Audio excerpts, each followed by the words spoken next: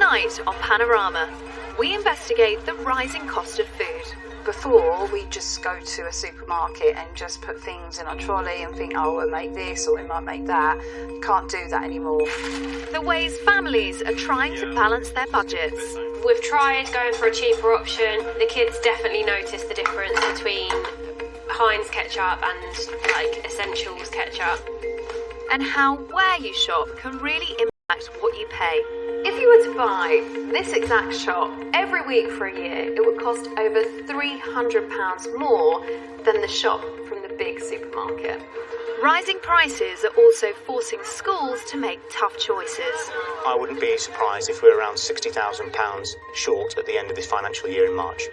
£60,000. 1.5 teachers. And with food prices continuing to rise, what's the long-term cost for Britain? Malnutrition is a huge concern right now. It's becoming the norm that people aren't eating. That's shocking to be saying that.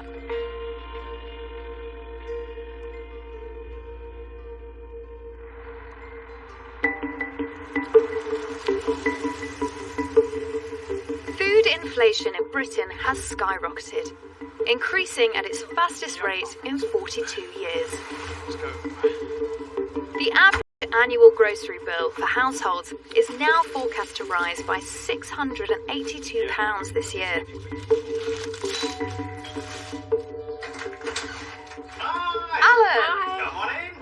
Alan and Becky live in Sussex. They run their own business which earns them above the UK average household income in Britain. But recently they've seen the cost of feeding their family of 7 rise sharply. In any given week, what do you think you might spend on food? Now, I'd probably say about £170, which has gone up a lot from about, I'd say, 110 maybe? Yeah. The cost of food going up now is concerning because it seems like it's never ending. So have you changed how you shop lately? With the pastas, we'll bulk buy the pasta, and we've been doing quite a lot of pasta bakes and pasta dishes that are going to fill everybody up for cheaper. So sticking with more kind of cheaper carbohydrate. Yeah. Butter has gone up a lot. That's one of the things we bulk bought. Yeah. And cheese, because the price has just gone up massively. This is the kind of quantity of family cheese size cheese, yeah. Right. Yeah. It's much cheaper to buy it in bulk like that. But they've also been cutting back where they can. This one is a 500-gram mince, whereas usually I would buy a 750. But because now obviously the price has gone up so much, I've just kind of learned really small. It just makes it go further, really.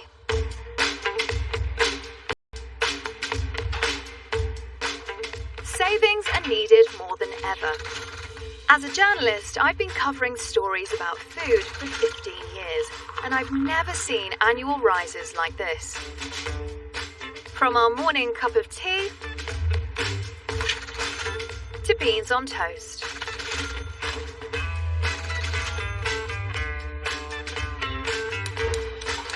Every time we put oil in a pan, chop an onion,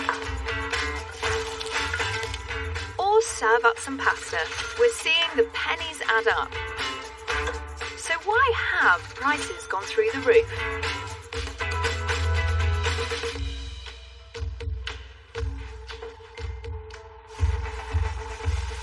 Over the last 3 years, a series of shockwaves have put immense pressure on our food supply chain. Let's take a humble potato, a staple of many of our favourite meals. Now, the price of a 2.5 kilo bag of spuds has gone up 10p since April, and there are a number of reasons behind that. First, you've got to grow the potato. That involves fertiliser, which has gone up in price this year by more than 30%. And then the potatoes need to be harvested. The machinery that does this needs fuel, which has risen in the past 12 months by more than 45%. And you've got to pay the workers. Labour costs have gone up at least 6% in the last year due to an increase in minimum wage. And according to farmers, there's still a shortage of workers since Brexit. On top of that, UK potato harvests have been hit by drought. And since the pandemic, packaging and transport costs have also risen, altogether adding up to that extra 10p on a bag of spuds. It's a dizzying list of global factors, all of which have a knock-on effect on the price of food. But what about closer to home, in the shops where we buy the majority of what we eat? Which brings us onto the supermarkets.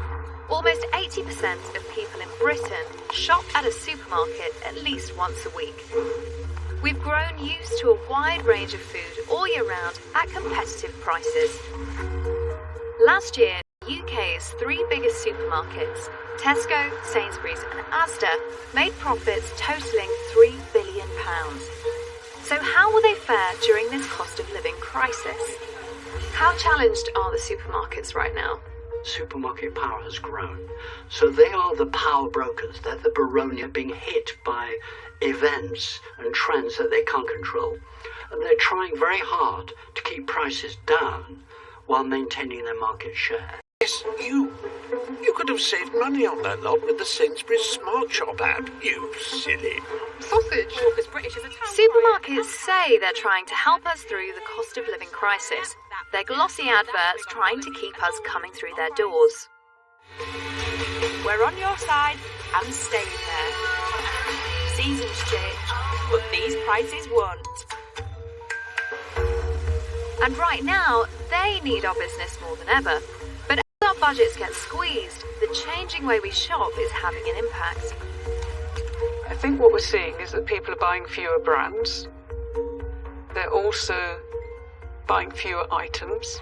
This is bad news for the supermarkets. To make a profit, you need people to buy the brands, the luxury items, the treats, and we're not buying as many. I'm heading back to see Becky and Alan. They're having to think more about the products they spend their hard-earned money on. Do you guys mind if I have a quick little look at your of course. cupboard? Go ahead. Yeah, no worries. Branded products tend to be more expensive than cheaper own-brand alternatives. To save money, Alan and Becky have tried to reduce the number of branded items they buy, but it isn't easy. You've got a few brands, haven't you? Yeah, we've tried going for a cheaper option. Yeah, Classic. exactly. Ketchup's one of them. The kids definitely notice the difference between Heinz ketchup and like Essentials ketchup. We've tried probably, I'd say, 4 or 5 different supermarkets. Yeah. Really? Yeah, we've tried Aldi, Asda, Sainsbury's, the Tesco one, Lidl's, even Iceland. We've tried all of them, and I've even put the ketchup in the Heinz bottle. But they just know. Wow, that is a mum on a mission. I know. To substitute the ketchup. Consumer Campaign Group, which has exclusively shared with Panorama its latest data on the cost of some of Britain's favourite brands. For example, over the last 2 years, Weetabix has gone up by 16%. That's 44p per box. Potato products like McCain oven chips and Bird's Eye potato waffles have gone up by 1/3, whilst Dolmio bolognese sauce has gone up by almost 50%. If you have these 9 items in your trolley, your shopping bill would be over £4 higher now compared with 2 years ago. The supermarkets say they're doing all they can to keep these increases as low as possible. I don't think it's consumers in the UK. There's only so many buyers. Therefore, they've got to compete with each other to keep that level up, to keep the number of consumers coming to them. Latest figures show that sales of supermarkets' own label products are 1/3 higher than they were a year ago. And it's good news for Britain's discount chains. In a search for cheaper alternatives to household name brands, we've embraced a new kind of supermarket. In September, Lidl recorded its strongest sales since 2014. This year, Aldi officially became Britain's 4th largest supermarket, knocking Morrison's off its perch. So what's the secret of their success? The discounters are able to keep their prices low because they have a slightly different model to the other supermarkets. They have less choice, they have fewer stores, and they have less floor space. So they're avoiding all those costs. That's why it's difficult for the supermarkets to price match with the discounters. But they have tried. Tesco are by far the biggest supermarket, with more than 1/4 of the market share. 4 years ago, they decided decided to play the discounters at their own game. They launched the Jack's chain, named after their founder, Jack Cohen. It's Tesco, but not as you know it. This new chain is called Jack's. 13 Jack shops were opened, operating on a low-cost business model that promised the lowest possible prices, all of them located in some of the most deprived neighbourhoods in England. But the experiment didn't work out for them. Earlier this year, Tesco scrapped its Jack's chain altogether, turning some into regular Tesco stores, but closing 7 completely, like this one on County Road in Liverpool. This former Jack's store in Walton sits in the most deprived constituency in the whole of England. Robbie works for a community group, helping local people who are struggling with their food bills. They collect donations and surplus from the food industry and bring it to locations around Merseyside. They help feed around 7,000 people a month. All hands on deck over here. When the local Jack's store closed in Walton, Robbie's team started to bring their pop-up pantry to the area. It's become the busiest place they serve.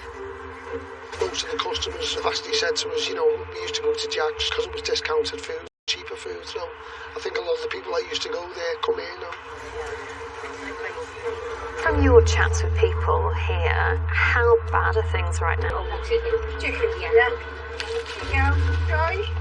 I would say about 60% of people that come here are in work poverty. The wages aren't enough to keep them warm at home and feed them as well. We've had postmen here, we've had firemen here, we've had nurses, and we have loads of pensioners. People actually depend on us now. When we started this about 18 months ago, the outdoor mobile pantry, we were getting about 500 people a month, and now we're feeding 7,000 a month. We can't cope with it, and other organisations can't cope with it, so it's catastrophic. The pantry runs on a membership scheme where anyone locally can pay £3.50 to choose around £25 worth of food. There's no shame in not having enough money to live on. It's not your fault. If you're hungry, they just come here and we'll feed them. We just try and make it a bit of an event for people, so the half hour that they spend here, if they forget about the rows, it helps. And I've had people come up to us and go, it feels like a day out to us. And that's why you'll hear us laughing and joking with everyone's there. Just to try and create the right atmosphere.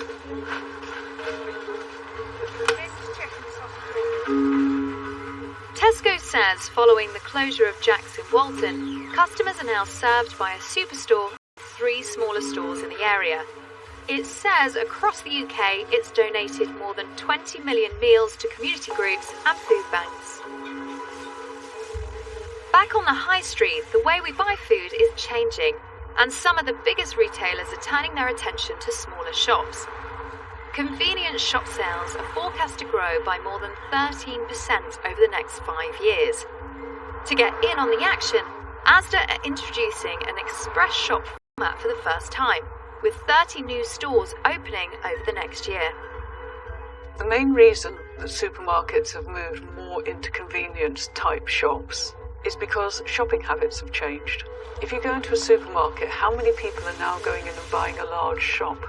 Most people go in, buy a few items and go out. They're treating the big stores like convenience stores.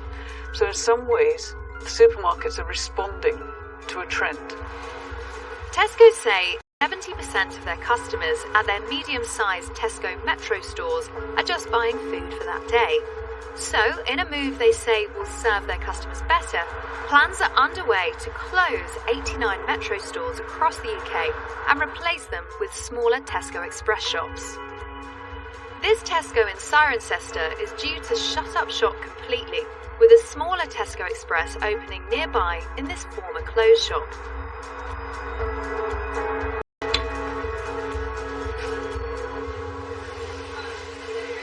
And is a regular customer. If this big Tesco's closes, how will that affect you? Enormously. It will make my practical life very difficult. I'm waiting for a knee operation, which makes me immobile to a certain extent. And I can't walk as far as the other supermarkets. There are a lot of disabled people like myself who live nearby, and we rely on that big Tesco's for all our shopping. We also rely on it for our social life to a certain extent. Tesco's plans could also affect Blethwyn financially. Prices are typically higher in smaller supermarkets. So if you're somewhere where you've only got access to those stores, maybe in a city centre, particularly if you don't have a car or access to public transport that would let you get to bigger supermarkets where prices tend to be lower, that can really add up over time. Blethwyn has a teacher's pension and gets the state pension too. She budgets to spend £25 a week on food. Things were already tight before prices started to rise. I do record everything I spend, and I am quite shocked at how much more I'm going to spend for what I would call the essentials of life. My food, cleaning products. I mean, I don't buy anything that I consider extravagant, but that takes away some of the emotional pleasure of life. I decided to find out what Tesco's plans could mean for Blethwyn's shopping bills. I visited the soon-to-be-closing Tesco where Blethwyn shops now, and a Tesco Express store at the other side of town. I bought the same list of 15 typical items that many of us would buy on a weekly basis. Most products were identical in both shops, except the instant coffee. The jar was 20 pence more in the Express, despite being 100 grams smaller. And the pizza, which had slightly different branding, it was over £2 more in the Express, despite being 50 grams lighter. Overall, the products from the bigger Tesco came to £35.44p. The basket in the Express added up to £41.25p. That's a price difference of nearly £6.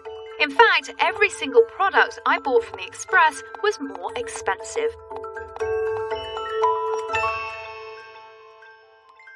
Now, if you were to buy more than the shop from the big supermarket, so visiting your nearest convenience shop can be a more expensive option. If you can, it just might be worth getting to a bigger store, even if you have to pay for the journey.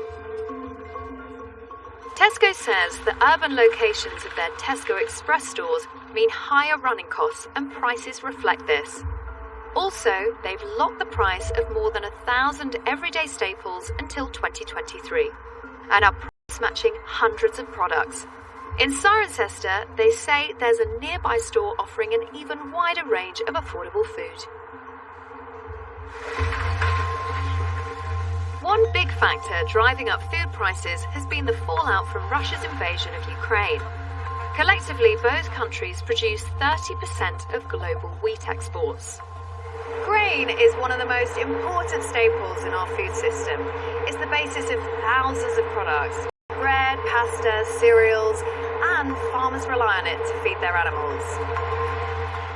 When the conflict started, the price of grain increased 50% in 2 weeks.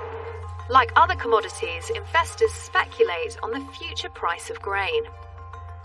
In March, investors piled into the wheat market because they thought there was a big risk to Russian supply of wheat. And if you're on the right side of that trade, then you could make a lot of money. Equally, if you placed the wrong bet, you could lose a lot of money because the price movements are so extreme. They're betting on supply and demand. Yeah. Those trades, even before the grain is harvested, can artificially inflate prices, according to some experts. Olivier de Schutter is the UN Special Rapporteur on extreme poverty. He believes the markets have affected our food bills. When I go to the supermarket and I buy my weekly shop, what impact does commodity trading have on those prices? Increasingly, financial actors, hedge funds, banks, are active in the trading of food commodities. And if all these actors do the same thing, they make a huge profit simply by signaling to the markets that they expect the prices to rise, the prices will rise. When food prices rise, as they are doing now, it can have a knock-on impact impact on health, hitting those on low incomes the hardest. Emma lives in Kent with her 14-year-old daughter Anna. She receives universal credit and child benefit, but once her rent and bills leave her account, she says she's left with just £20 per week. So she now relies on free food from a community fridge at the local church. Or make this, or it might make that. You can't do that anymore. Every bit of food, you've got to really make it go a long way now. The cost of living crisis has hit Emma hard, with her income limited by health issues. I worked for over 30 years as a carer, and then I got arthritis in my spine. So after having an operation, I couldn't go back to work. I had to then go on universal credit. I mean, it was okay at first, but now, because gas and electric has gone up so much, and all the food has gone up so much, it doesn't matter what you do, you haven't got the money there to pay it all. I am worried about health. Is that a pomegranate? It is difficult to try and rustle up a meal that's healthy, but sometimes you just have to go with what you can find. Yep, thank you. Okay, let's go. We see a lot more diet-related poor health among households that are struggling financially because they've had to trade away from that food that will be more healthy for them. As people's diets narrow, we go to things that are going to fit in the freezer, that are going to be safe, that are cheaper. At a time when every penny counts, Emma has been finding ways to make food go further. What should we make tonight? A pasta bake? Yeah. She shared some of her top tips with us. The slow cooker's brilliant. It hardly takes any electric at all, so that is a really cheap way of doing things. Put it on in the morning, it's done by 5 o'clock in the afternoon, you've got a meal. If you just cook one day, you're only using the gas and electric for that one day, and the rest of the days you don't have to, because if you batch cook, it just all goes in the freezer. You have to think, right, we've got to have this on Monday, we've got to have that on Tuesday. We're doing pasta bake, so that can do probably 2 to 3 days actually, and then do shepherd's pie on Tuesday. Do you know how With much all the that veg. usually are, the mince? We need to get mince for £2. Every meal is having to be planned for. What are we going to have? What is cheap to have? Yeah, that's on. You really have got to use your imagination. How much cheese would they Yeah, a bit more than that. But even with a carefully planned approach to meal times, the future is a huge concern for Emma. Okay, so you can pop the sauce in now. Alright, just make sure you cover a lot, because if not the pasta goes all crispy. Yeah. Emma says she is already skipping some meals. She's not alone. According to the Food Foundation, nearly 7 million adults in the UK are estimated to be eating smaller meals than usual or skipping them as a health problem for GPs like Farzana Hussain, who runs a practice in East London. Malnutrition is a huge concern right now. I'm really concerned about some of my elderly patients. I'm concerned about them not having enough food, let alone nutritious food. As doctors, we're always telling people to have their 5 a day, the 5 fruit and veg. You know, people just can't afford that at the moment.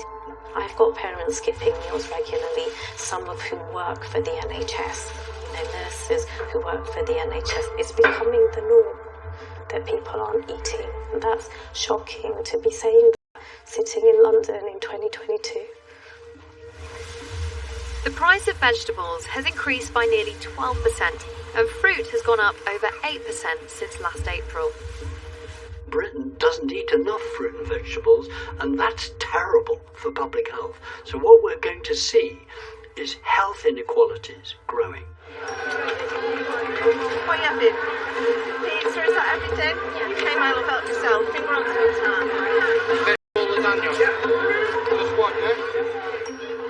Good nutrition is most important for Britain's children. For some, a school meal is the only hot food they'll eat all day. This busy secondary school canteen in Greater Manchester serves more than 1,000 pupils each day. But according to head teacher Glyn, cost increases are making it much harder to put food on plates. Even today, my chef's been telling me that the price of bread and the price of margarine has gone up 14%. And the fundamental fact is we can't keep pace with the changes, so we're outstripping what we're getting already. So your canteen is effectively running at a loss? Yes. You certainly can. Is that all you're getting, darling? Nearly 700 pupils here are eligible for free school meals, whilst around 400 pay to use the canteen. Can you pop your account up for me, please? Thanks, my love.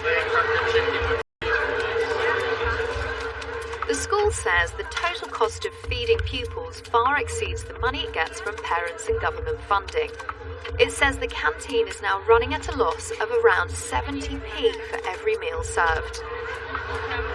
I know some schools will make that hard decision of having to ask parents to increase prices, and we are allowed to put up prices in line with some measures of inflation. But I'm concerned that that's pushing the problem into the family home. And how is your balance sheet right now? I wouldn't be surprised if we're around £60,000 short at the end of this financial year in March. £60,000? 1.5 teachers. We're having to move funds in a manner that we've never done previously to try and address the rising costs. The government says it's expanded access for free school meals with its school holiday activities and food programme, and has widened welfare funding available through the Household Support Fund. Food inflation in the UK now stands at 14.7%, a challenge for suppliers, retailers and consumers alike. We assume since the Second World War that food prices will just always come down, but they're not. They're going up. Those days are over. And I think this is a test for us as whether we're a decent society, not just a good food culture, but a decent society, whether we feed everyone a sustainable, wholesome, healthy, affordable diet. We're not doing that at the moment. Every penny now counts, so you've really got to think about what you're doing. I'm really worried about what's going to happen because it's bad enough as it is, but it's going to get a lot worse. While it's predicted prices will continue to go up, the speed at which they'll rise is forecast to slow next year. That's a bit of good news, but it won't ease the pain many of us are feeling right now.